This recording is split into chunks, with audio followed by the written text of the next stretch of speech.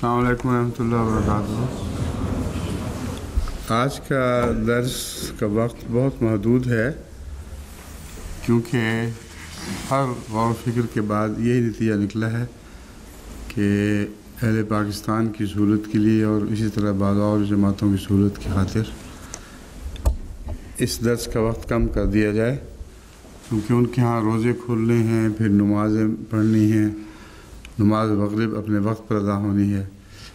اس پہلو سے آج صرف 40 منٹ کا کل وقت ہے۔ 11:30 بجے شروع ہو کر 12:15 بجے ختم ہونا چاہیے،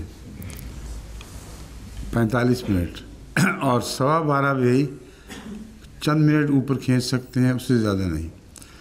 تو میں نے سوچا ہے کہ آج کا درس جو 3 قل کے متعلق ہوا کرتا ہے اس کو مختصر کیا جائے، اور 12 بجے تک اس درس والے حصے کو ختم کر دیا جائے۔ باقی پھر جو وقت بچے گا وہ انشاءاللہ دوسری باتوں میں، دعاؤں وغیرہ میں لگ جائے گا۔ اس لیے میں نے وہ نوٹس اٹھا دیے ہیں بیچ میں سے۔ پہلے یہ ہوا کرتا تھا کہ تینوں قل کے درس سے متعلق اتنے تفصیلی نوٹس موجود ہوتے تھے کہ اگر ان میں ایک دفعہ داخل ہو جائے تو بعض دفعہ ایک ہی صورت کی بحث میں تقریباً سارا وقت گزر جایا کرتا تھا، اور پھر بھی بہت سے مضمون تشنا رہ جاتا تھا۔ تو اس دفعہ میں نے سوچا ہے کہ عمومی حوالے کے ساتھ آپ لوگوں کو تینوں قل کے متعلق نصیحت کروں گا، اور پھر آگے بات دعاؤں کی طرف چلی جائے گی۔ ٹھیک ہے؟ اعوذ باللہ من الشیطان الرجیم، بسم اللہ الرحمن الرحیم۔ الحمد للہ رب العالمین، الحمد للہ رب العالمین، الرحمن الرحیم، مالک یوم الدین، ایاک نعبد و ایاک نستعین، اہدنا الصراط المستقیم، صراط الذین انعمت علیہم غیر المغضوب علیہم ولا الضالین۔ بسم اللہ الرحمن الرحیم۔ قل هو اللہ احد اللہ الصمد لم یلد ولم یولد ولم یکن له کفوا احد۔ بسم اللہ الرحمن الرحیم۔ قل اعوذ برب الفلق من شر ما خلق ومن شر غاسق اذا وقب ومن شر النفاثات في العقد ومن شر حاسد اذا حسد۔ بسم اللہ الرحمن الرحیم۔ قل اعوذ برب الناس ملک الناس الہ الناس من شر الوسواس الخناس الذی یوسوس فی صدور الناس من الجنۃ والناس۔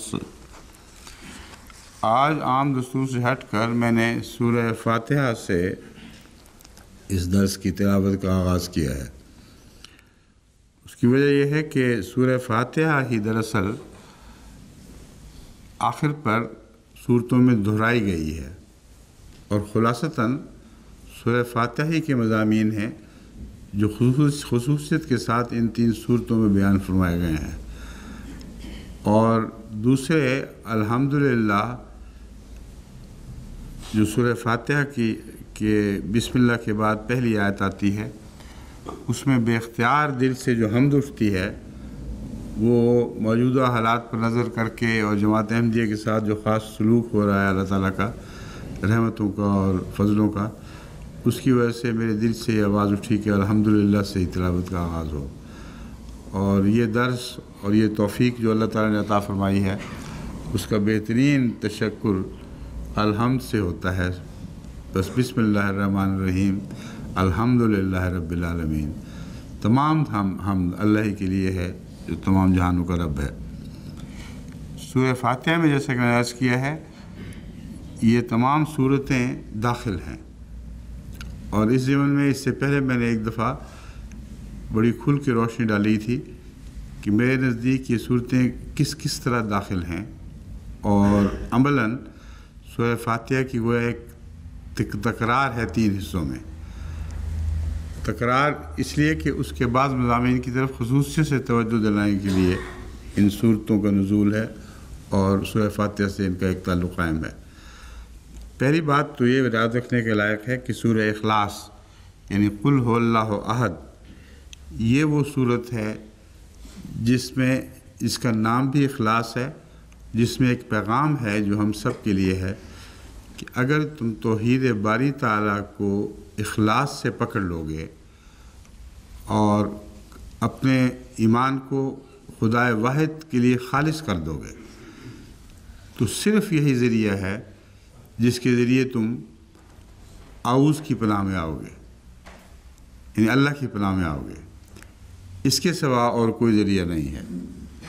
بس میں سورہ اخلاص کو اس پہلو سے وہ گیٹ وے سمجھتا ہوں جو آگے کھلنے والی شاہراہوں کے سامنے لگایا جاتا ہے، اور اگر اس گیٹ سے داخل ہوگے تو اس شاہراہ پہ سفر کر سکو گے، اگر نہیں داخل ہوگے تو تم اس شاہراہ پر قدم بھی نہیں رکھ سکتے۔ بس سورہ توحید کے مضمون پر غور کرو اور اپنے آپ کو اللہ کے لیے خالص کر دو، یہ ہوگا تو پھر اس کی پناہیں حاصل ہو جائیں گی۔ پھر ہر قسم کی پناہیں جو شیطان رجیم سے انسان مانگا کرتا ہے اس کا ذکر ملے گا آگے کہ یہ کیسی کیسی پناہیں ہیں، اور تمہیں اللہ تعالیٰ کی عفو کی چادر اور مغفرت کی چادر اور حفاظت کی چادر کس طرح ڈھانپ لے گی۔ یہ وہ مضمون ہے جو سورہ توحید سے شروع ہوتا ہے، قل هو اللہ احد، اعلان کر دے کہ اللہ ایک ہے۔ حضرت مسلم موعود اس کا ترجمہ کرتے ہیں اعلان کر اور کرتا چلا جا، کیونکہ قل کا لفظ ہمیشہ دہرایا جائے گا۔ جب بھی آپ کہیں گے قل تو جو سن رہا ہے اس کو بھی پیغام میں کہ تو آگے کہہ دے۔ تو بہت ہی پیارا انداز ہے قرآن کریم کا ایک مضمون کو ہمیشہ کے لیے جاری و ساری کرنے کا، کہ قل سے یہ بات شروع کی گئی ہے، کہہ دے کہ اللہ ایک ہے۔ اب آپ سب لوگ سن رہے ہیں کہ اللہ ایک ہے، تو جب تک آگے نہیں کہیں گے اس صورت کا اطلاق، اس کے مضامین کا اطلاق آپ پر نہیں ہوگا۔ آپ کو لازماً قل ہی کہنا پڑے گا۔ جب آپ قل کہیں گے تو آپ کے سننے والے سارے اس پیغام کو آگے لے جائیں گے۔ احد اور واحد میں فرق ہے۔ احد وہ ہے جس سے نیچے بھی تقسیم نہیں ہو سکتی اور جس کے اوپر بھی تقسیم نہیں ہو سکتی، وہ ایک ہی ہے، نہ وہ تین اقلوم میں بانٹا جا سکتا ہے، نہ اس کے بعد کسی اور کا سوال پیدا ہوگا، کیونکہ آج پہلا حرف ہوگا، پہلا لفظ ہوگا، ایک گنتی کی پہلی قسم ہے۔ بس احد وہ ذات ہے جس میں کسی اور کی شمولیت کا کوئی سوال ہی پیدا نہیں ہوتا، کیونکہ لفظ احد نے اسی موقع پر ہی تثلیث کا قلع کما کر دیا ہے۔ اللہ ایک ہے، اس لیے قلع کما فرمایا ہے کہ اس معاملے میں عیسائیوں کو عیسائیوں کے لیے اتفاق کرنا ضروری ہے، کیونکہ باوجود تثلیث کے قائل ہونے کے وہ عہد بھی مانتے ہیں اور مجبور ہیں عہد ماننے پر۔ اور جب مسلمان اعتراض کرتے ہیں کہ تم لوگ تو تثلیث کے قائل ہو، کہتے نہیں تم نہیں سمجھتے، ہم ایک کے قائل ہیں، اور ایک کی آگے تقسیم ہے اس کے اندر۔ جب اندر کی تقسیم مانی تو لفظ عہد کو مان کر اس کو جھٹلا دیا، کیونکہ عہد میں کوئی اندرونی تقسیم ممکن نہیں ہے۔ آخری یونٹ جو اکائی کا ہے وہ عہد ہے، اور اس عہد کو وہ مانتے ہیں، کہتے ہیں ہم موحد ہیں۔ بس جب عہد کو مانا تو اس کے تقاضوں کو بھی ماننا پڑے گا۔ اس سے بڑھ کر الصمد لفظ میں عیسائیت کا تار پود بکھیر دیا جاتا ہے۔ لفظ الصمد صرف عیسائیت کے لحاظ سے ضروری نہیں، بلکہ ہمیں توحید کو خالص کرنے کے لیے اس کو سمجھنا ضروری ہے۔ صمد کے بہت سے معنی کیے گئے ہیں، لیکن اس موقع پر چند معنی جو میں آپ کے سامنے رکھتا ہوں وہ ہماری زندگیاں سنوارنے کے لیے کافی ہونے چاہیے۔ صمد وہ چیز ہے جس کو کسی اور چیز کا سہارا نہ ہو اور ہر چیز کو اس کا سہارا ہو۔ ایسے وقت آ سکتے ہیں کہ جب وہ چیز نہ ہو جس کا ہر ایک کو سہارا ہو تو ساری کائنات غرق ہو جائے۔ بیک وقت بکثرت موجود ہو سکتے ہیں، لوگ موجود ہو سکتے ہیں، مخلوقات موجود ہو سکتے ہیں، لیکن جب ان کو خطرہ درپیش ہو، ان کو محسوس ہو کہ گویا فنا ان کی آنکھوں میں جھانک رہی ہے، اس وقت اگر صمد کوئی ذات نہ ہو تو سارے مٹ جائیں گے۔ لیکن اگر صمد ذات ہے تو وہ نہیں مٹیں گے، اس شرط کے ساتھ کہ صمد سے ان کا تعلق ہو، دوڑ دوڑ کر صمد کی طرف آنے کی عادت ہو، ان کو پتہ ہو کہ ہمارا اصلی بسیرا صمد ذات ہی ہے، اسی سے ہماری زندگی وابستہ ہے۔ بس دنیا کے لحاظ سے ظاہری طور پر اس کے معنی لیں یا روحانی معنوں میں، جیسا کہ میں آپ بیان کر رہا ہوں، صمد ذات وہ ذات ہے کہ جب ساری مخلوقات کو خطرہ ہو تو وہ ایک ہی ذات ہے جو اس خطرے کو ٹال سکتی ہے، اگرچہ اس خطرے سے پہلے وہ الگ الگ اور اس سے بے نیاز دکھائی دیتے ہوں۔ اب اس پہلو سے آج کی دنیا کو دیکھ لو، ساری دنیا، تقریباً ساری دنیا اللہ سے بے نیاز دکھائی دیتی ہے، مگر جیسا کہ قرآن کریم کی آیات سے ثابت ہے، اگر کسی وقت کسی ایک وجود یا تمام انسانیت کو ایسا خطرہ لاحق ہو کہ ان کو دکھائی دے کہ ہم ہلاکت کے منہ میں جا رہے ہیں، تو اس وقت تثلیث کا نعرہ کہیں سے بلند نہیں ہوگا، ایک خدا کا نعرہ بلند ہوگا اگر ہوا، ورنہ مٹا دیے جائیں گے۔ وہ لوگ جو بچائے جائیں گے وہ وہی ہیں جن کا تعلق پہلے بھی اللہ کی ذات سے اور اس کی توحید خالص سے ہے۔ ان کا طبعی رجحان ہر خطرے میں اس کی طرف دوڑنے کا رجحان ہے۔ حضرت مسیح علیہ السلام بھی فرماتے ہیں، نہاں ہم ہو گئے یار نہاں میں، یعنی جو دشمن شور و غوغا میں بڑا تو اپنے یار نہاں میں چھپ گئے۔ بس یہ پناہیں ہیں جو نصیب ہوں گی، اور معوذتین انہی کی طرف اشارہ کر رہی ہیں کہ توحید خالص سے اللہ کی پناہ میں داخل ہو اور ہمیشہ ذہنی طور پر رہو، خواہ تم دنیا میں کہیں چلتے پھرو، اگر ذہنی طور پر خدا کی طرف لپکنے کی عادت ہے اور ہر خطرے کے وقت اسی کی طرف دوڑ ہے تمہاری، تو یاد رکھو کہ ایسے وقت میں جب دنیا غرق ہو رہی ہوگی تمہیں خدا اپنے فضل کی کشتی میں بچائے گا، جیسے نوح سے اس نے سلوک فرمایا۔ اس کشتی میں جو پناہ تھی وہ اللہ کی اس محبت کی پناہ تھی، ان لوگوں کے لیے تھی جو ہمیشہ اللہ ہی کی طرف دوڑا کرتے تھے، جو نہیں دوڑتے تھے وہ دنیا میں بکھر گئے اور تباہ ہو گئے۔ بس اس پہلو سے سورہ توحید کو اپنائیں گے اور اس کی گہرائی میں جائیں گے تو پھر آپ کو خدا تعالیٰ کی وہ پناہیں حاصل ہوں گی جن کے بغیر ہمارا بچنا ناممکن ہے۔ اللہ کو سمجھیں، اور اس پہلو سے جو تثلیث کے متعلق میں بیان کرتا ہوں باتیں، وہ سر دست بیان کرنے کی ضرورت نہیں۔ یہ ایک ہی ذات جو ہمیشہ سے ہے وہ صمد ذات ہے، جس کو کسی اور کا سہارا نہ ہو، اس کا ہمیشہ سے ہونا ضروری ہے۔ اگر خدا مسیح کی پیدائش سے پہلے موجود نہ ہوتا اور اگر مسیح بھی ساتھ موجود ہوتا تو عہد کا دعویٰ غلط، لم یلد ولم یولد کا دعویٰ غلط۔ لیکن عیسائی بھی مانتے ہیں کہ اللہ پیدا نہیں ہوا، یعنی جس کو باپ کہتے ہیں وہ پیدا نہیں ہوا۔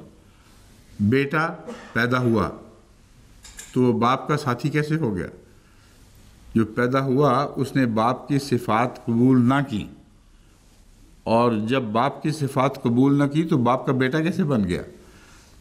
تو یہ صورت بہت ہی لطیف ہے عیسائیت یا قلع کما کرنے میں، مگر اس بحث میں نہیں پڑھنا چاہتا، صرف یہ بتانا چاہتا ہوں کہ سمت کو مضبوطی سے پکڑ لیں، اور یہ جو آخری حصہ ہے خلاصہ، یہ بھی خلاصہ ہے عہد کا ہی، وَلَمْ يَكُنْ لَهُ كُفُوًا أَحَدٌ۔ صمد ہونا اور بین باپ ہونا لازم تھا، کیونکہ اس کا کوئی کفو نہیں ہے۔ شادیاں ہم کفو سے ہوا کرتی ہیں، بس وہ ذات جس جیسی کوئی ہے ہی نہیں چیز، اور اس پہلو سے عیسائی مجبور ہیں ماننے پر کہ وہ بے مثل ہے، اور بے مثل اس وقت بھی مانتے ہیں جب مسیح کا کہتے ہیں ظہور ہوا تھا، اس سے پہلے بھی بے مثل تھا۔ جب مسیح باپ کا بیٹا ہوا تو بے مثل نہ رہا، اور اللہ بے مثل ہے، یہ بھی ان کو مسلم ہے۔ اس لیے اس صورت پر بہت بے چین ہوتے ہیں عیسائی۔ ویری نے اس صورت کے حسن کو دیکھتے ہوئے اس کو اپنانے کی بھی کوشش کی ہے۔ اس بیوقوف کو یہ علم نہیں ہوا کہ عیسائیت کو منظم کر کے اسے اپنا سکتا ہے۔ وہ کہتا ہے، ثابت کرنے کی کوشش کرتا ہے کہ یہ ساری باتیں عہد نامہ قدیم میں بھی موجود ہیں۔ اگر عہد نامہ قدیم میں موجود ہیں، سچی ہیں کہ جھوٹی ہیں؟ وہ تو فخر کر رہا ہے ان کے سچے ہونے پر، اگر سچے ہیں تو عیسائیت جھوٹی ہے۔ بہرحال ان تفاصیل کو چھوڑتے ہوئے کفواً احد پر یاد رکھیں کہ جو ہستی پیدا نہ کی گئی ہو اور آگے پیدا نہ کرے، وہ اپنی ذات میں اکیلی ہے، اور اس کا ثانی ان معنوں میں موجود ہی نہیں کہ اس کے ساتھ اس کا رشتہ ہو سکے، کیونکہ وہ چیزیں جو ایک دوسرے سے بالکل مختلف ہوں ان کے ساتھ رشتہ ممکن نہیں۔ تو یہ کہانی جھوٹی اور فرضی ہے کہ حضرت مریم کے ساتھ نعوذ باللہ من ذالک خدا تعالیٰ کا رشتہ قائم ہوا،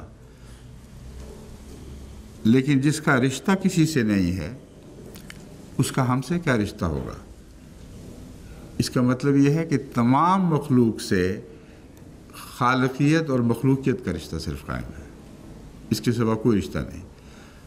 بس اگر اپنے آپ کو خدا کی مخلوق مانیں اور یہ ذہن نشین رہے کہ ہم ایسی ذات سے تعلق جوڑنا چاہتے ہیں جس کا بدنی رشتہ کسی سے نہیں ہے، مگر روحانی رشتہ ہر اس چیز سے ہو سکتا ہے جو اس کی مخلوق بنے۔ بس اگر آپ بے کفف خدا کی مخلوق بننا چاہتے ہیں تو اس میں ایک یہ بھی آپ کے لیے پیغام ہے کہ اس کی ہر اس صفت کو اپنانے کی کوشش کریں اور اس کی نقالی کی کوشش کریں جس کی مثال کوئی نہیں، اور یہ سمجھ لیں کہ یہ عارضی رشتہ خدا سے قائم ہو رہا ہے اپنانے کے نتیجے میں۔ مستقلاً خدا کی کوئی صفت آپ کی صفت نہیں بن سکتی، کیونکہ اگر ہوئی تو اللہ بے مثل نہ رہے گا۔ بس پر تو کے طور پر خدا تعالیٰ کی تمام صفات انسان اپنا سکتا ہے، اسے عکس پڑتا ہے، اور اس سے زیادہ خدا تعالیٰ کی کوئی صفت بھی دائمی نہیں بن سکتی انسان کے لیے۔ اسی لیے مالک یوم الدین کا جو پیغام ہے وہ یہی پیغام ہے، اس کا کفر کوئی نہیں، یعنی اس کے سوا کوئی ملکیت باقی نہیں رہے گی، کوئی صفات کسی کی باقی نہیں رہیں گی، وہ ایک ہی رہ جائے گا۔ اس لیے وہ بے مثل اور بے کفر ہے۔ بس اللہ تعالیٰ کی صفات کو اپنانے کی کوشش کرنا ہمارا فرض ہے، کیونکہ اسی سے اس سے تعلق قائم ہوگا، اور یہ احساس بھی ہمارا فرض ہے کہ یہ صفات ہماری نہیں ہیں بلکہ مالک کی صفات ہیں، جن سے ہم نے تعلق کی خاطر ان کو اپنایا ہے۔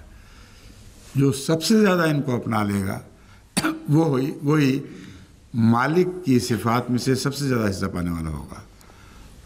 اور اس پہلو سے حضرت صلی اللہ علیہ وآلہ وسلم کے سوا دنیا کا کوئی اور وجود نہیں ہے جس نے مالک کی صفات سے اس تفصیل سے حصہ پایا ہو کہ ہر صفت کو اپنی نہ سمجھا ہو بلکہ مالک ہی کی سمجھا ہو۔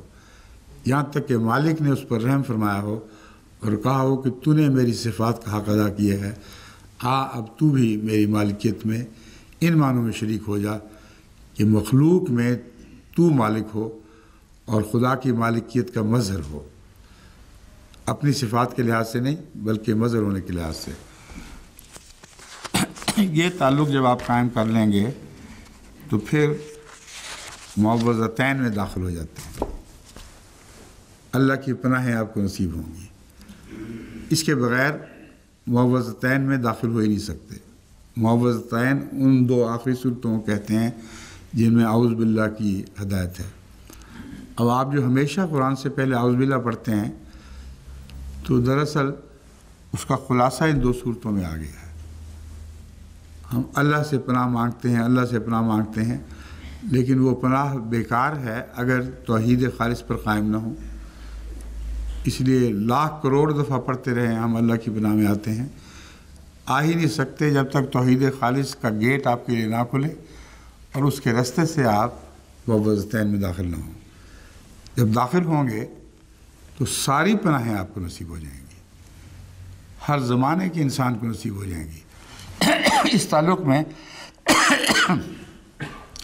قل اعوذ برب الفلق کے متعلق آپ یاد رکھیں، یہ فلق پھاڑنے کو کہتے ہیں، جب ایک چیز نتر کے دوسرے سے الگ ہو جائے، اور فالق الحب والنوا میں یہی مضمون ہے کہ وہ گٹھلیوں کو جو بیج کا مضمون اپنے اندر رکھتی ہیں اور بیجوں کو جو یہی بیج کا مضمون اپنے اندر رکھتے ہیں، یعنی ان سے نشو و نما ہوتی ہے، ان کو پھاڑنے والا ہے۔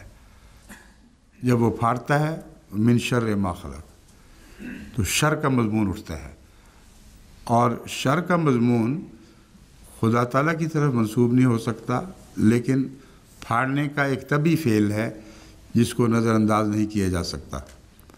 جب بھی بیج پھوٹتا ہے یا گٹھلی کوئی چیز اگاتی ہے تو اس کے ساتھ ہی شر کا مضمون از خود جاری ہو جاتا ہے، کیونکہ خدا تعالیٰ نے تو بیج کو اور گٹھلی کو اس لیے نشو و نما دی کہ وہ برکتیں لے کر اٹھیں جن برکتوں کے لیے اللہ تعالیٰ نے ان کو بنایا۔ لیکن جب کوئی چیز پیدا ہوتی ہے تو وہ اگر وہ برکتوں سے انسان عاری رہے تو اس کا ایک شر ہے جو اس کو ساتھ پہنچے گا۔ جیسے روشنی نہ رہے تو اندھیرا ایک شر لے کر آتا ہے۔ بس ان معنوں میں شر ہے، نہ کہ یہ کہ اللہ تعالیٰ نے خود شر کو پیدا فرمایا۔ من شر غاسق اذا وقب نے اس مضمون کو کھول دیا کہ اندھیرا ہی شر لے کر آتا ہے، اور اندھیرا خدا سے دوری کا نام ہے۔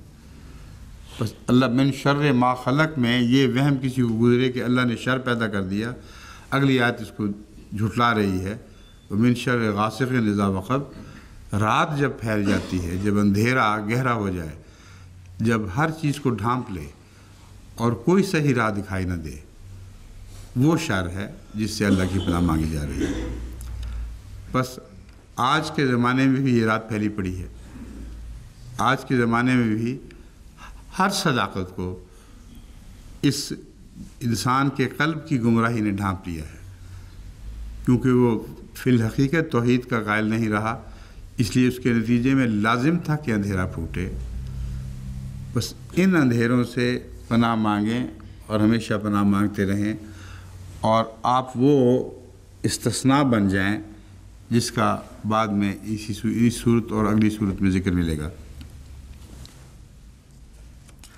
وَمِن شَرِّ غَاسِقٍ اذا وقب کے بعد من شر النفاثات فی العقد۔ نفاثات فی العقد کے بھی بہت معنی ہیں، ان میں ایک جو صاف کھلا معنی ہے وہ ہے تعلقات کو توڑنے میں کوشش کرنا، اور اس کوشش میں خود کو اپنی ذات کو الگ کر دینا تاکہ پتہ نہ لگے کس نے فساد برپا کیا ہے۔ بس جب شر پھیلتا ہے اندھیرے کے وقت تو اس کا ایک نمایاں پہلو یہ بھی ہوتا ہے کہ تمام تعلقات میں غیر اللہ کی دخل ہو جاتا ہے، اور وہ تعلقات توڑنے کا دور ہوا کرتا ہے۔ بظاہر باندھے جاتے ہیں مگر فی الحقیقت وہ تعلقات توڑے جاتے ہیں۔ آج کی دنیا میں یہ جو माँ बेटे बहन भाई कौमों का कौमों से अमलन ताल्लुक़ टूटा हुआ है, ये यूनाइटेड नेशंस के धोखे में ना आए, ये वहम है। यूनाइटेड नेशंस खुद इन ताल्लुकात को तोड़ने का ज़रिया है, और ये आयत तमाम दुनिया पर राजधानी कर रही है कि ये दौर ऐसा होगा जिसमें ताल्लुकात को काटा जाएगा। खुसूसियत के साथ अल्लाह से इंसान के ताल्लुक़ को तोड़ने के लिए शर्तें की जाएंगी, और तुम अगर अल्लाह की पनाह में आते हो तो तौहीद खालिस तुम्हें बचाएगी, और तुम्हें हर फसाद और फितने के ज़माने में खुदा की तरफ से ये तहफ़्फ़ुज़ हासिल होगा कि तुम्हारा अल्लाह से ताल्लुक़ नहीं टूटेगा, खा दुश्मन जो चाहे कोशिश करे। उसके नतीजे में तुम्हें खुदा ताला ऐसी तरक्यात अता फरमाएगा कि जब सारा ज़माना घाटे में होगा तुमसे लोग हसद करेंगे। उस मिन शर हासिदिन इज़ा हसद ने बता दिया कि अगर तुम इस तालीम पर कायम रहे तो तुमसे ज़रूर हसद किया जाएगा, क्योंकि तुम ही होगे जिसने तरक्की करनी है, तुम ही होगी जो आइंदा ज़मानों का बीज बनोगे, उसकी गुठलियाँ बनोगे, तुमसे फूटेंगी वो खुदा ताला की बरकतें जिन्होंने आइंदा ज़मानों को हज़रत मोहम्मद रसूलुल्लाह सल्लल्लाहु अलैहि वसल्लम और कुरान की बरकतों से ढांप देना है। अगर तुम वो हो तो फिर मिन शर्रि हासिदिन इज़ा हसद, इस बात के लिए तैयार भी रहो और अल्लाह ताला से पनाह मांगते रहो। बस शर्र हासिद से अल्लाह तुम्हें पनाह देगा जब वो हसद करेगा। वो हसद उस वक्त करेगा जब तुम तरक्की करोगे, और जब तुम तरक्की करोगे तो आउज़ न भूलना, ये दुआ न भूलना कि अल्लाह ये तरक्की हमारे लिए फ़ज़ल की तरक्की हो, और इस तरक्की में हासिद का हर हसद नाकाम और नामुराद रह जाए। बस आजकल के दौर में जो जमात अहमदिया की तरक्की का और फैलने का एक ख़ास दौर है, उसमें ये सूरत हमारे गैर मामूली काम आती है।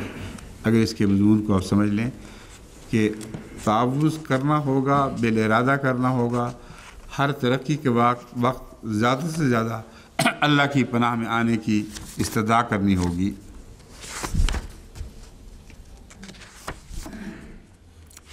अब आखिरी सूरत जो है कुल औज़ रब्बिन नास, चंद मिनट 12 से ऊपर भी ले लूँगा तो कोई हर्ज नहीं।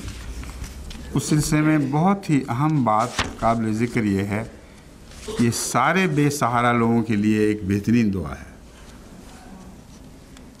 अजीब उन्वान है, अजीब तकरार है कि आदमी हैरान रह जाता है किस तरह खुदा ने दुनिया के बेसहारे लोगों को अपना बताया और बताया कि तुम सब की पनाह मैं हूँ। ये दौर जिसका ज़िक्र गुज़रा है, इसमें सारी दुनिया बेसहारा हो गई है।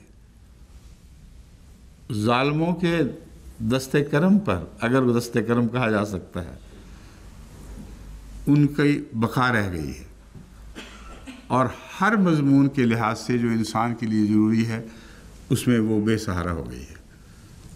तो अल्लाह ताला फरमा रहा है, कैसा अजीम खिताब है, रब्बिन नास, तुम पागलों को क्या हो गया है, तुम क्या समझते हो कि अल्लाह नास का रब है और फिर तुम्हें कोई मुसीबत पड़ सकती है।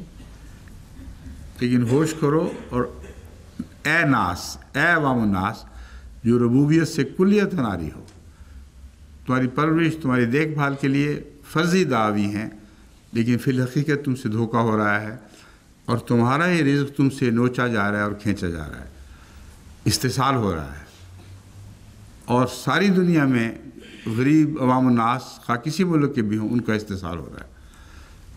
फरमाया याद रखो, रब्बुन नास की पनाह में आए बग़ैर तुम्हारे इस्तेसाल का इज़ाला नहीं हो सकता।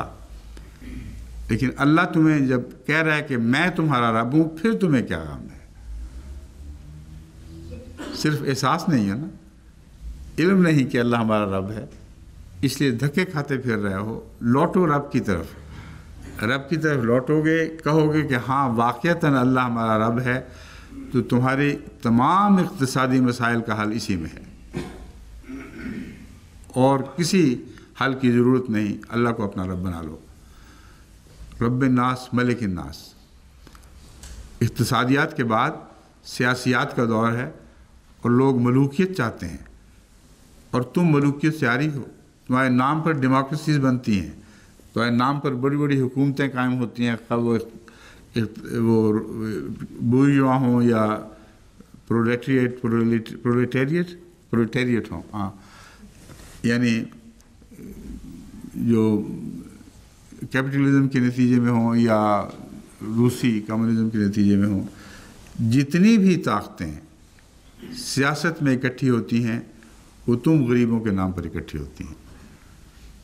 تمہارے نام پر حکومتیں لی جاتی ہیں اور تم ہی ہو جو ان حکومتوں کے جبر و استبداد کا نشانہ بنتے ہو. کتنا رحم فرما رہا ہے اللہ اپنے بندوں پر.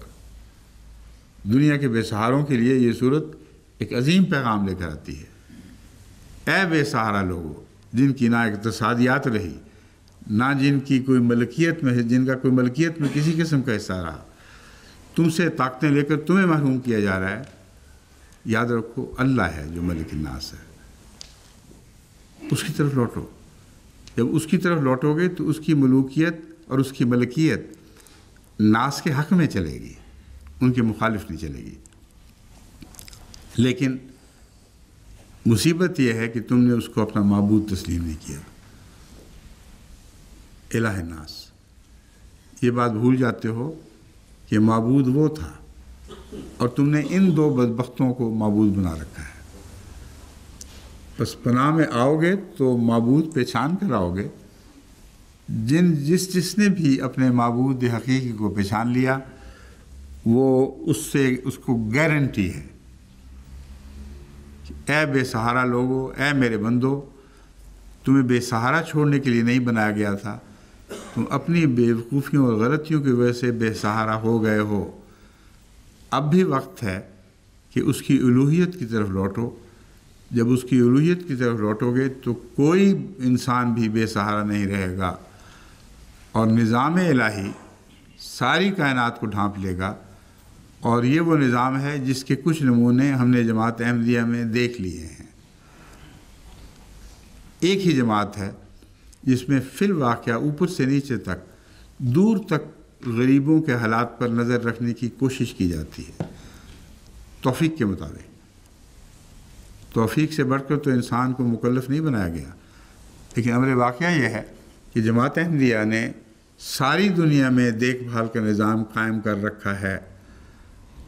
اور کل بھی وہ ہمارے اس معاملے میں جو مقرر ہیں دوست، ان کو بلا کر میں بتاتا رہا ہوں کہ فلاں جگہ سے یہ اطلاع ملی ہے، کیرلا میں یہ واقعہ ہوا ہے، آسٹریلیا میں یہ واقعہ ہوا ہے، فلاں ملک میں یہ واقعہ ہوا ہے. اور پاکستان، ہندوستان، بنگلہ دیش میں کچھ لوگ ہیں جو بے سہارا پڑے ہوئے ہیں اور اس وقت ان کا کوئی پرسان حال نہیں.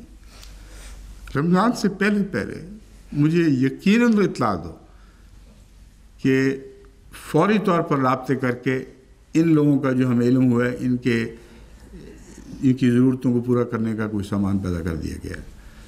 کشمیر سے خبر آ رہی ہو یا بعض دفعہ امریکہ سے خبر آ رہی ہو، کہیں سے کوئی خبر ہو، ایک دنیا میں صرف مرکز ہے جہاں اللہ تعالیٰ کی رحمت کی چادر ایک اصول کے تابع، حضرت صلی اللہ علیہ وسلم کے دین کے نظام کے تابع سب دنیا پہ پھیلا دی گئی ہے. کوئی ناس بھی بے سہارا نہیں رہے اس پہلو سے. اگر یہ جماعت کا نظام واقعتاً دنیا کو قبول ہو جاتا تو سارے دلدل دور ہو جانے تھے. دنیا میں ایک شخص واحد ایسا نہ ہوتا جس کو قرآن کا فیض نہ پہنچ رہا ہوتا اور یہ آخری صورت اپنی امن کی چادر، اپنی حفاظت کی چادر اس کے سر پر نہ پھیلاتی. بس دعائیں کریں کہ اللہ تعالیٰ ہمیں اس کی توفیق عطا فرمائے کہ یہ نظام جلد از جلد دنیا پر غالب آئے اور پھر حقیقت ہم یہ اعلان کر سکیں کہ قل اعوذ برب الناس ملک الناس الہ الناس من شر الوسواس الخناس. خناس کے شر سے ہمیں محفوظ رکھنا، جو ہماری جماعت میں بھی کام کرے گا اور جماعت کے نظام سے تمہیں توڑنے کی کوشش کرے گا اور وسوسے پھیلائے گا اور بتائے گا کہ تعلق کو توڑو۔ کہو ہمیں کیسے تم کاٹ سکتے ہو، ہم تو خدا کی پناہ میں آ گئے ہیں۔ جس کو اللہ کی پناہ نصیب ہو وہ ہر خطرے سے محفوظ ہو جاتا ہے۔ بس اس پیغام کو مد نظر رکھتے ہوئے میں امید رکھتا ہوں کہ آپ آج کے دن بھی اپنی دعائیں کرتے رہیں گے اور آئندہ بھی ہمیشہ اس پہلو سے دعائیں کرتے رہیں گے کہ اللہ تعالیٰ ہمیں اپنی پناہ عطا فرمائے، اور وہ دو پناہیں خصوصیت سے عطا فرمائے جو معوذتین میں بیان فرمائی گئی ہیں۔ اب یہ تو درس کا حصہ ختم ہوا، اب جو باقی چیزیں ہیں وہ کہاں نکالیں؟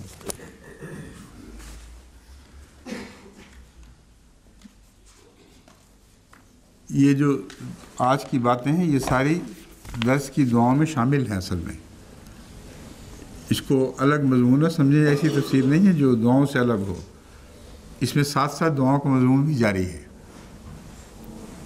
اس لیے وہ رسمی طور پر ہاتھ اٹھا کے جو دعا کی جاتی ہے وہ اگر چند منٹ بھی ہو تو یہ سارا وقت ہی ہمارا دعاؤں میں صرف ہو رہا ہے، اور میں امید رکھتا ہوں کہ ساری دنیا میں احمدی جو بھی سن رہے ہیں وہ اپنی دعاؤں میں ان تمام امور کو پیش نظر رکھیں گے۔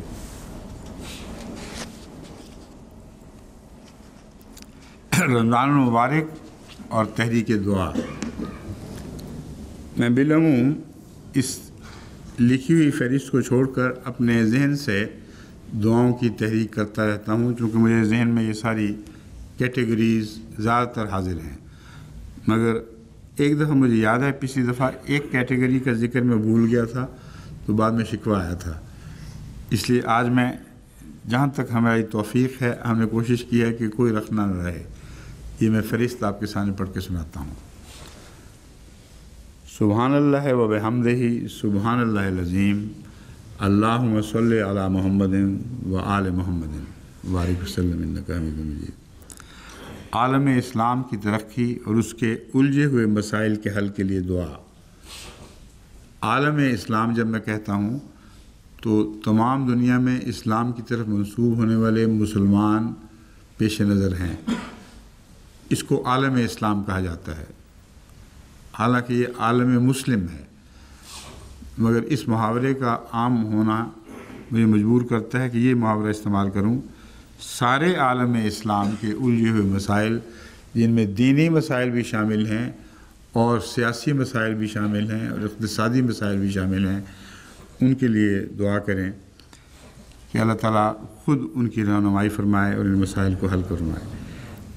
گزشتہ صلحائے امت جتنے بھی گزرے ہیں رسول اللہ علیہ وسلم کے بعد، ان سب کو اپنی عمومی دعا میں یاد رکھیں۔ ان کے بڑے احسانات ہیں اس وقت کے لوگوں پر بھی اور آئندہ آنے والے لوگوں پر بھی۔ ایسے ایسے صلحاء ہیں جن کو حضرت مسیح علیہ السلام کو کشف میں دکھایا گیا ہے، اور کثرت سے حضرت مسیح علیہ السلام نے ان کے لیے دعائیں کی ہیں۔ بس ان کی دعائیں ہمیں پہنچتی ہوں گی اور پہنچیں گی غالباً کیا مجھے یقین ہے کہ وہ پہنچیں گی، لیکن ہماری دعائیں بھی تو ان کو پہنچنی چاہیے۔ دجال کے فتنے کے شر سے بچنے کے لیے، یہ فتنہ جس کا میں نے ابھی ذکر کیا بڑا خطرناک فتنہ ہے، اللہ تعالیٰ کی پناہ مانگیں۔ اگر خدا پناہ نہ دے تو دجال کے فتنے سے کوئی انسان کوئی قوم بچ نہیں سکتی۔ امن عالم کو لاحق خطرات کے ازالہ کے لیے یہی دجالی فتنہ ہے جس نے امن عالم کو خطرے میں ڈال دیا ہے۔ اشاعت اسلام اور احمدیت اس سلسلے میں ہمارے رستے میں جو مشکلات ہیں اللہ تعالیٰ دور فرمائے، اور کثرت سے تبعات کا حق بھی ادا کریں اور اشاعت کا بھی، اور مضامین بھی ایسے ہوں جو اللہ کی نظر میں مقبول ہوں۔ واقفین زندگی اور واقفین نو کے لیے بھی دعائیں کریں۔ واقفین زندگی کے لیے دعائیں تو ہمیشہ ذہن میں رہتی ہیں، واقفین نو کے لیے بھی، مگر واقفین زندگی میں سے ایک طبقہ ایسا ہے جو خدمت کے میدانوں میں نکلا ہوا ہے، وہ خصوصیت کے ساتھ آپ کی دعاؤں کا محتاج ہیں۔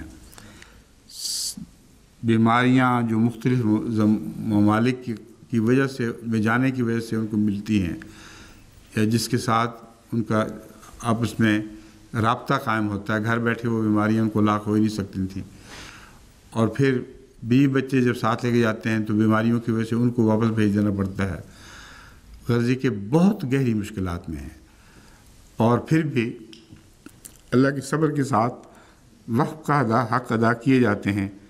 اور مجھے لکھتے ہیں کہ آپ پرواہ نہ کریں، میری بیوی بچے میرے ہاتھ سے جائیں، میرے گھر پہ پیچھے جو کچھ بھی ہو رہا ہے، بعضوں کے ماں باپ فوت ہو جاتے ہیں پیچھے، اور یہ واقفین لکھتے ہیں کہ ہمیں خدمت دین سے محروم نہ کیا جائے۔ بس یہ وہ واقفین ہیں جن کو آج کے درس میں خاص طور پر دعا میں یاد رکھیں، اور یہ جو میں باتیں کر رہا ہوں ساتھ ساتھ دعائیں کرتے رہیں۔ وہ آخری دعا چند منٹ کی جو ہونی ہے، یہ 7 دعائیں ہو رہی ہیں، ہاتھ اٹھیں نہ اٹھیں، دل سے یہ دعائیں اٹھتی رہیں۔ قرآن کریم کی خدمت پر معمور مرد اور خواتین جنہوں نے اپنا مقصد ہی یہ بنا لیا ہے، واقفین زندگی اور ساری جماعت قرآن کی ایک عمومی خدمت تو کر رہی ہے مال جان اور پیسے سے، مگر بہت سے بوڑھے مرد اور بوڑھی عورتیں میرے علم میں ہیں جو آخری وقت تک جتنا بھی ان کو توفیق ہے وہ قرآن دوسروں کو پڑھا کر اپنے دل کی یہ حرص پوری کرتے ہیں کہ ہم بھی قرآن کی خدمت کرنے والوں میں ہوں۔ کمزوریاں ان کے علم کی ہوں گی، لیکن جس خلوص سے نیت سے وہ قرآن کریم پڑھاتے ہیں، اللہ تعالیٰ ان کو بہترین جزا دے۔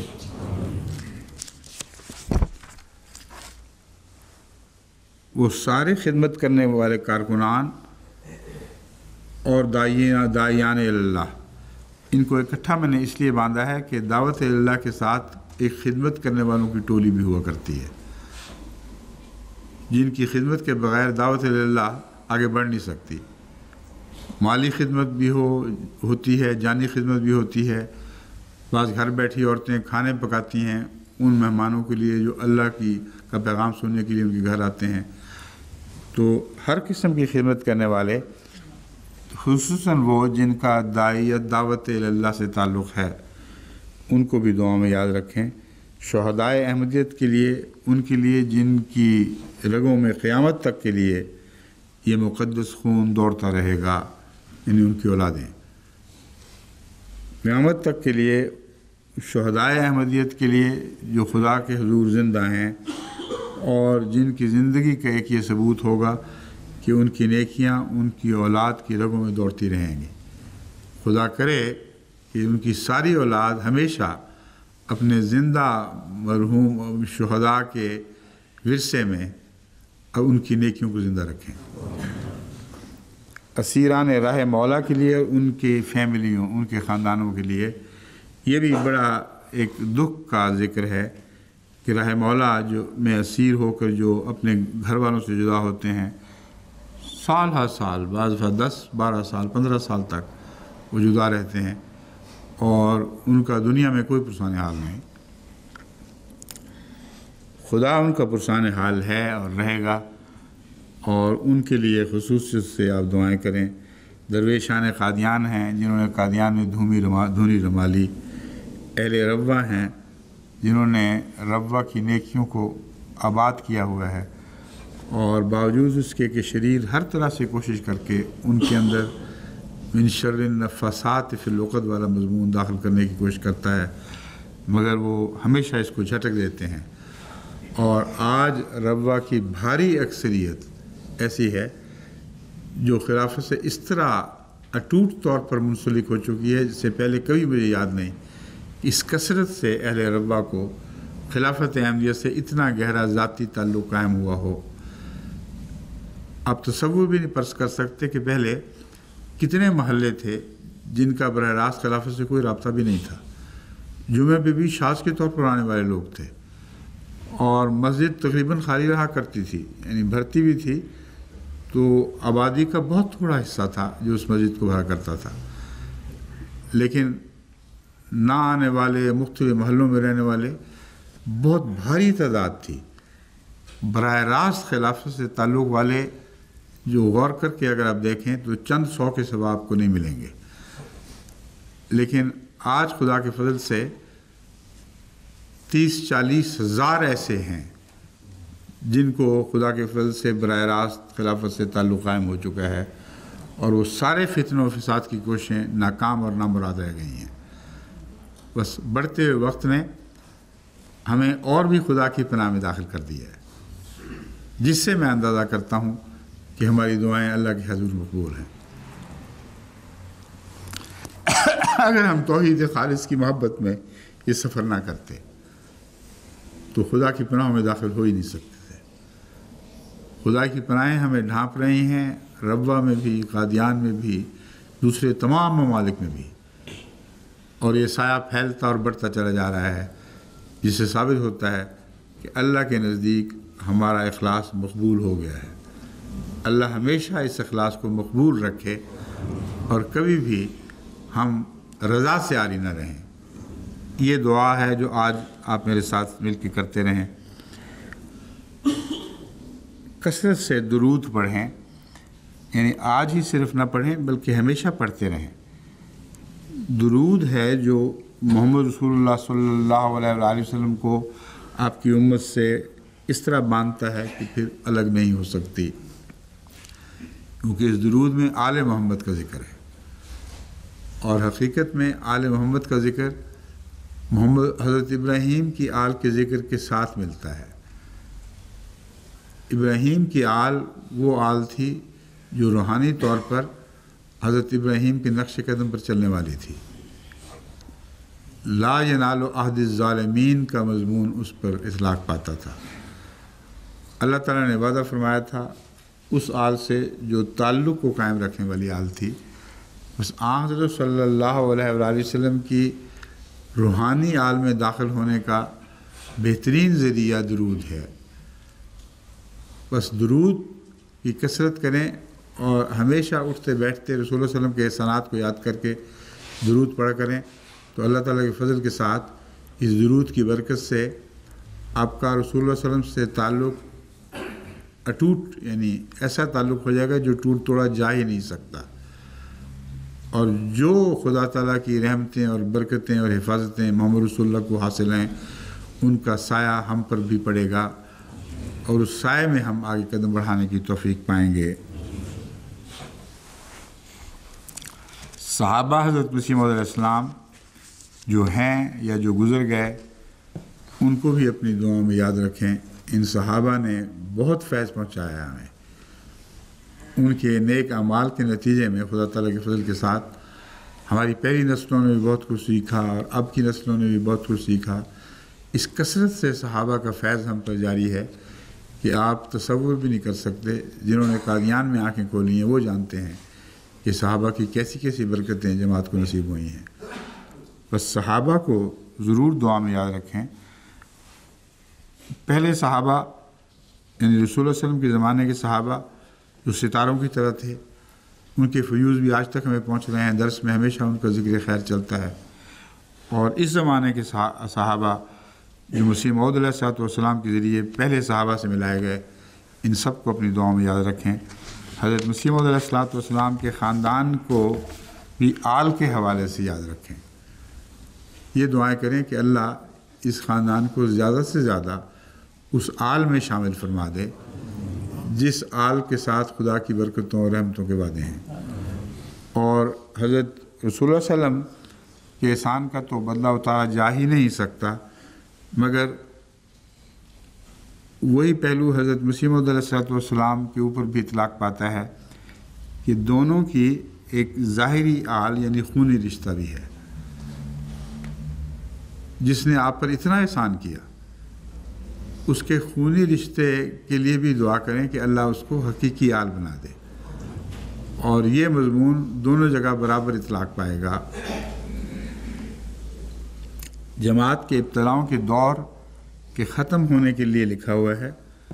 ابتلاؤں کا دور تو ختم نہیں ہو سکتا، کیونکہ ابتلاؤں میں بھی ہی جماعت آزمائی جاتی ہے اور چمکائی جاتی ہے۔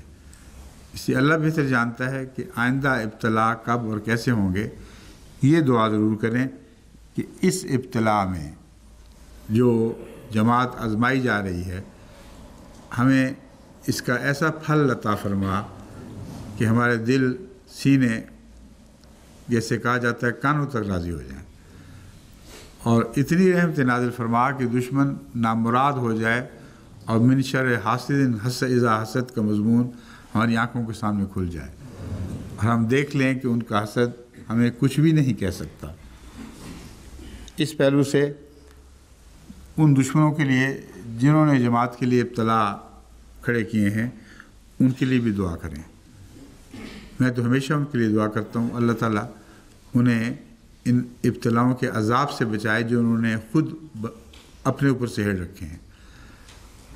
مگر خدا کے علم میں کچھ ایسے لوگ ہوا کرتے ہیں جن کے اوپر آخری فیصلہ صادر ہو چکا ہوتا ہے کہ یہ لوگ باز آنے والے نہیں۔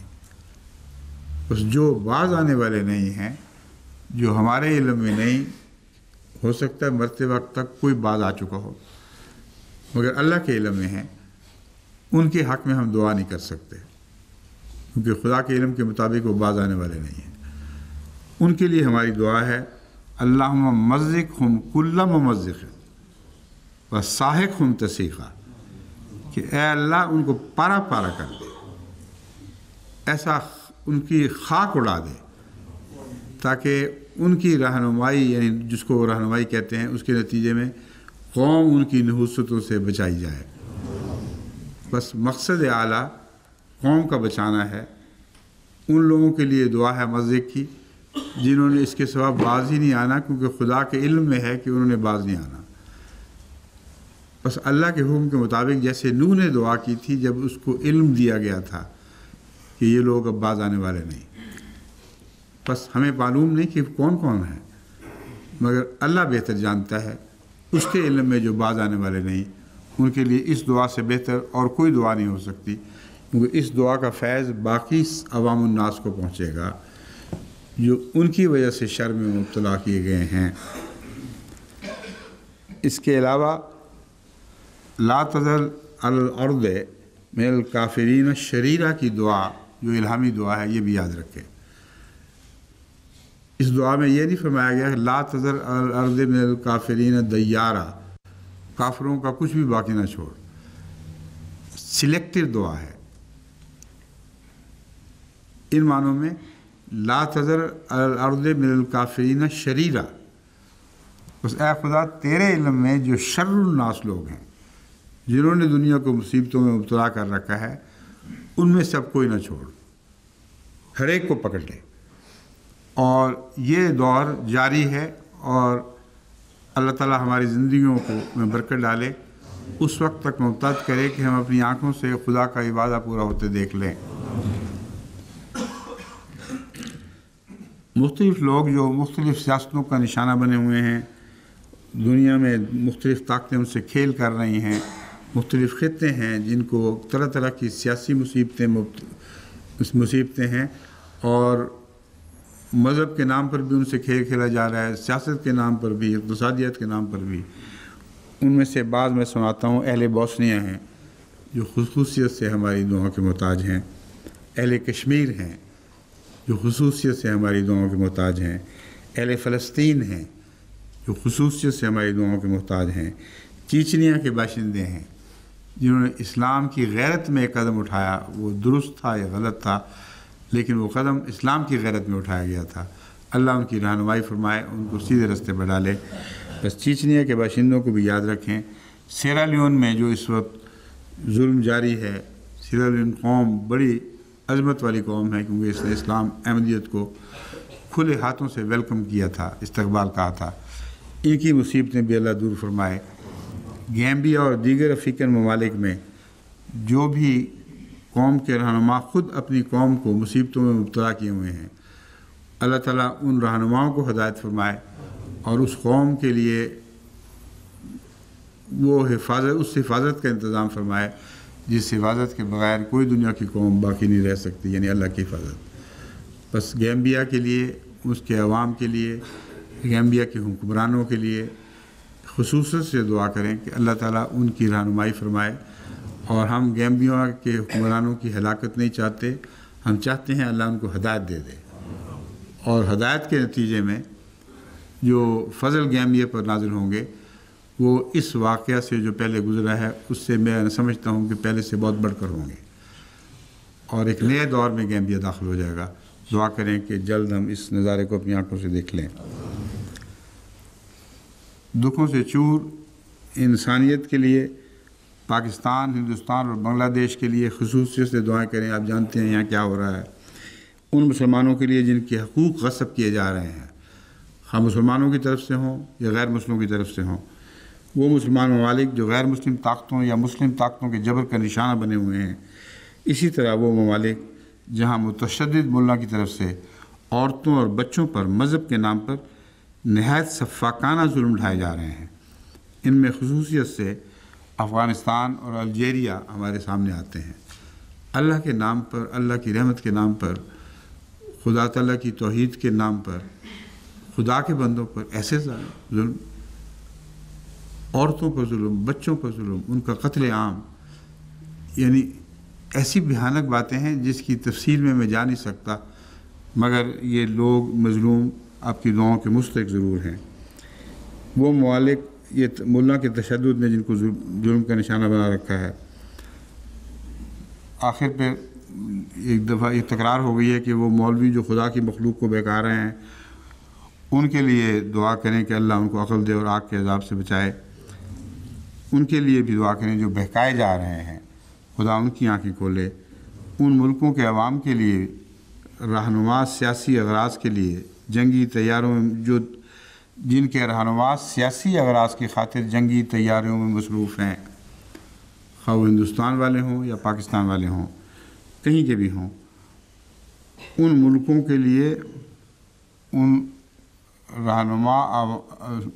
رہنماؤں کے لیے، مگر خصوصیت سے ان عوام الناس کے لیے دعا کریں کہ جب بھی جنگ کی آگ بھڑکتی ہے، عوام الناس پہ بھڑکتی ہے، یعنی اس کی جلن، اس کی تباہی، اس کی ہلاکت جیسے عوام پر ٹوٹتی ہے ویسے کسی اور پر نہیں ٹوٹا کرتی۔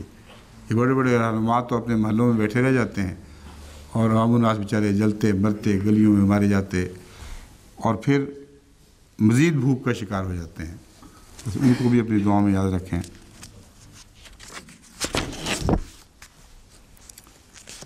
لوگوں کے جو اپنے مسائل ہیں مختلف، بیماروں کی ضرورتیں ہیں، محتاج ہیں، معذور ہیں، چٹیوں میں مبتلا لوگ ہیں، بیوگان اور یتامہ خصوصی دعاؤں کے محتاج ہیں، وہ بچیاں جن کے رشتے نہیں مل رہے، بے اولاد لوگ، بیکار اور بے روزگار لوگ، قرض کے تلے بوجھ تلے دبے ہوئے لوگ، آپس کی خانگی ناراضگیوں کا شکار، جن کو محبت سے اصولہ سے رہنا نہیں آتا، خواہ میاں بیوی ہوں یا اور ہوں، رشتہ دار ہوں، اقتصادی بدحالی کے جو سارے ملک کو ڈھانپ لیتی ہے، اس سے اور حوادث زمانہ کے نتیجے میں مصیبتوں کی بھیڑ چڑھنے والے لوگ، اور ان ماؤں کے لیے بھی دعا کریں جن کے بچے لاپتہ ہو گئے ہیں یا دین سے گمگشتہ ہو گئے ہیں اور وہ ان کے لیے تڑپ رہی ہیں۔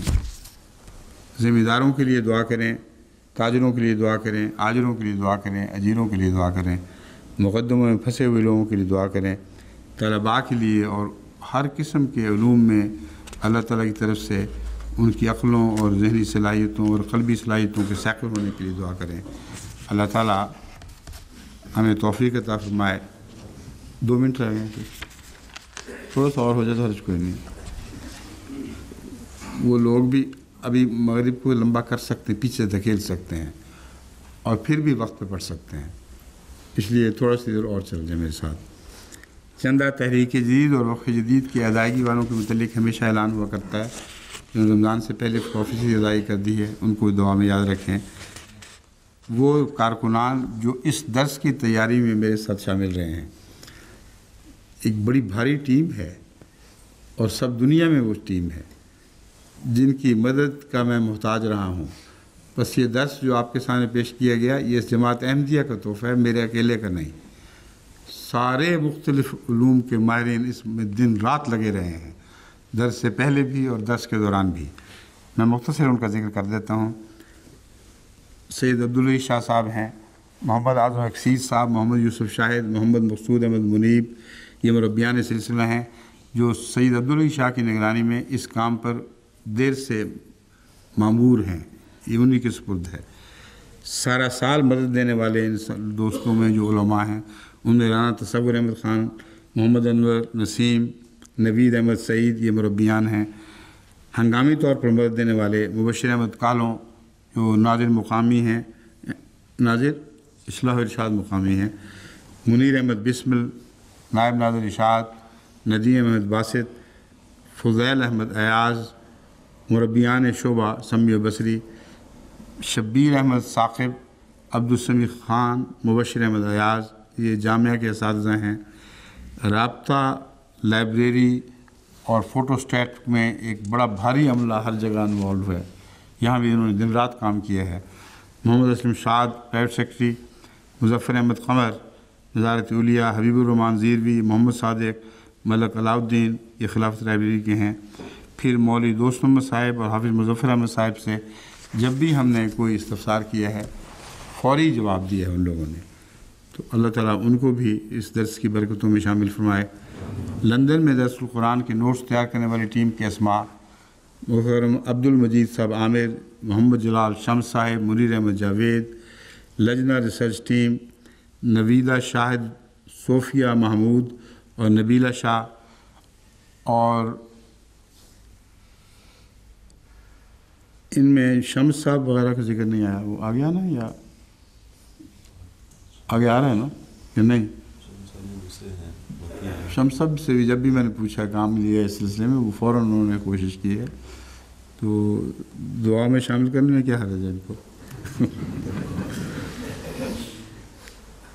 ٹیکنیکل مدد کرنے والے لوگ اندر ضرورت تعاون کرنے والے عبد المومن طاہر، فیروز عالم، اخلاق انجم، نصیر احمد قمر، ہادی علی صاحب اور شمس صاحب۔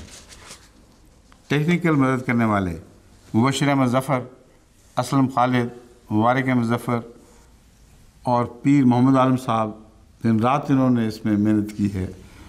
اور ملک محمود احمد صاحب، بشیر احمد صاحب میرے دفتر کے، ہمارے دفتر کے پریکٹری، ہمارے گھر کا پروردہ بشیر، اور منیر عہدے صاحب، عبدالحفیظ کھوکر اور عبدالشکور ناصر صاحب جرمنی سے یہاں آئے ہوئے ہیں، آج کل پرائیویٹ سیکٹری کا بڑا ہاتھ بٹا رہے ہیں۔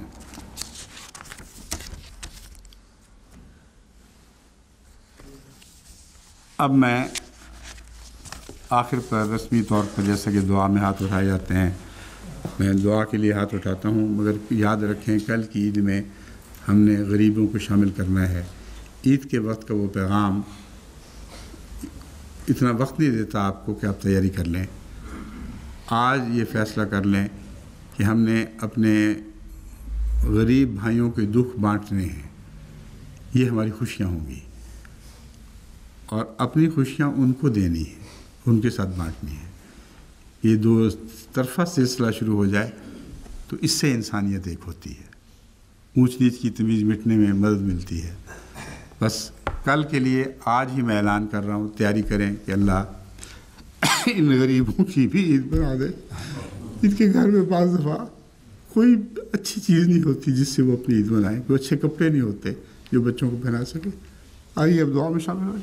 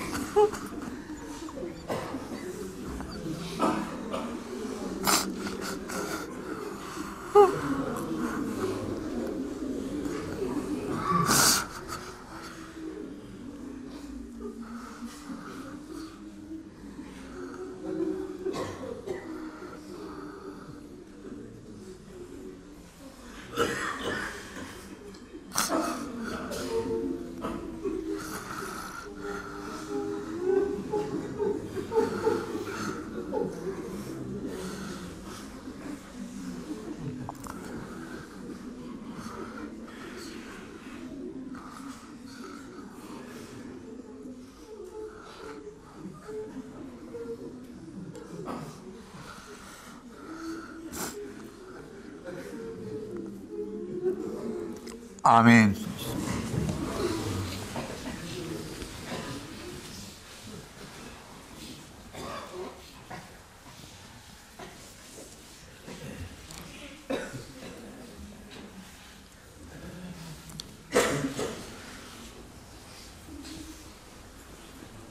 واقعی پیز اب سب کو یہ خدا تعالیٰ کے فضل کے ساتھ جو رمضان کا مہینہ ہم نے گزارا ہے اس کی مبارکباد دیتا ہوں. اللہ تعالیٰ یہ رمضان ہمارے لیے اب بھی مبارک فرما رہا ہے، سارا سال مبارک فرمائے، اور آئندہ نسلوں تک کے لیے اس رمضان کو ان کے لیے جو ہماری اولادیں ہوں گی، آگے آنے والے لوگ ہیں، ان کے لیے مبارک فرمائے. السلام علیکم ورحمۃ اللہ وبرکاتہ.